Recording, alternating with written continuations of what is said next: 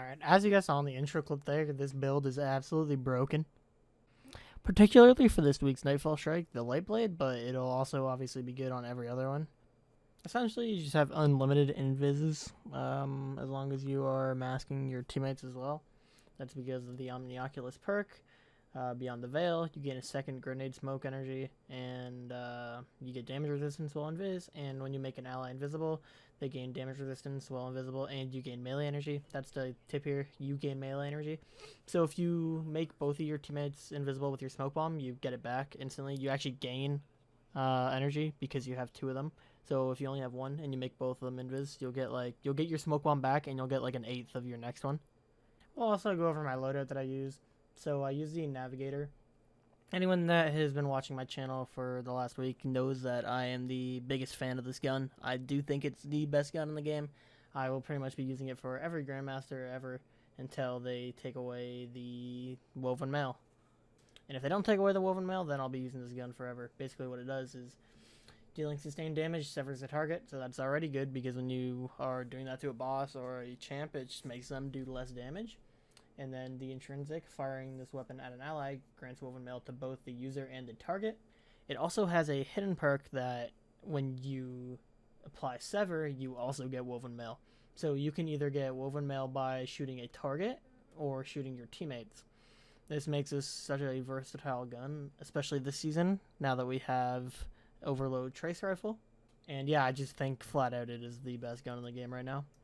Also, for this Nightfall specifically, I'm using the Gnawing Hunger. This is just because it's a void auto that I enjoy using, auto anti-barrier.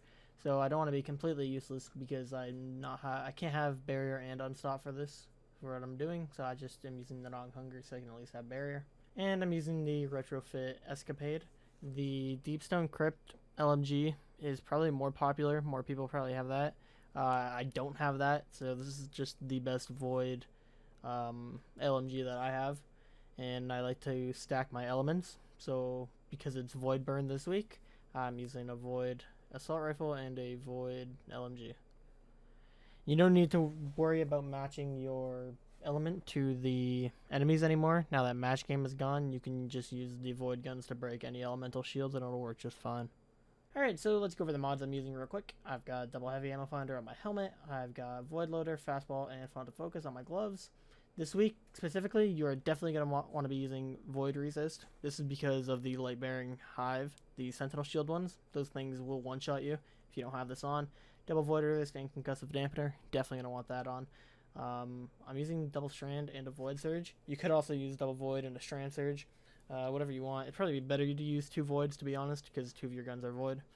My class item, I'm using a 1-time Dilation and Double Bomber. And as far as the stat split goes, you don't really need strength because with Omnioculus, you're going to be getting your melee back as long as you're making both of your teammates invisible. But sometimes that's not an option and you have to just make yourself invisible or one of your teammates, so you're not going to get your entire energy back. So it's good to have high strength just to make sure you have good uptime on your smoke.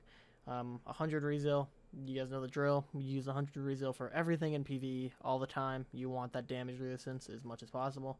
Then I'm just using 70 mobility. Just get the mobility as high as I can, just so you can have another way of turning yourself invisible to revive your teammates if something goes wrong. So let's go over the subclass here. I'm using Deadfall. It has the shortest cooldown out of all the supers. Spectral did get buffed this season. I still don't think it's worth to use a roaming super like that, especially with a 9-minute cooldown. I just like to have Deadfall, spam supers. You know, I think it's better than Mobius Quiver is as well. I'm using Gambler's Dodge. This is because when you dodge near an enemy, it fully recharges your melee. I know the cooldown is longer, but it is worth it to get. If you get your free smoke from dodging, it's definitely worth it, especially with this build. I use Triple Jump. This just because preference. I like to use Triple Jump in PvE. Got Snare Bomb on. This is the only thing. And I like to use Vortex Nades. Again, this is preference. Suppressors are pretty good for this to knock the light bearers out of their super, but I just like Vortexes because they're easy to use. As far as aspect goes, we're going to be using the 2 invisible ones. We're not going to be using Stylish Executioner, so we're going to run Vanishing Step to make our dodge, make us go invisible, and Trapper's Ambush to make us go invisible when we use our Smoke Bomb. And as far as fragments go, we got Dilation, Leeching, Persistence, and Instability. The only one you really need that matters the most is persistence. This just makes it so your invis lasts longer. And to be honest, you don't even really need this if you really care that much about the 10 mobility you're losing, because you have constant invis spam anyways. It's just nice to have that extra couple seconds of invisibility. And to be honest, I'm just using the other ones for the stats. So yeah, this build is crazy in this week's GM, specifically the Lightblade. It's going to once again be good in the other ones as well. It's just super good this week. If you're having trouble running the GMs with your teammates, definitely make sure someone is running this build.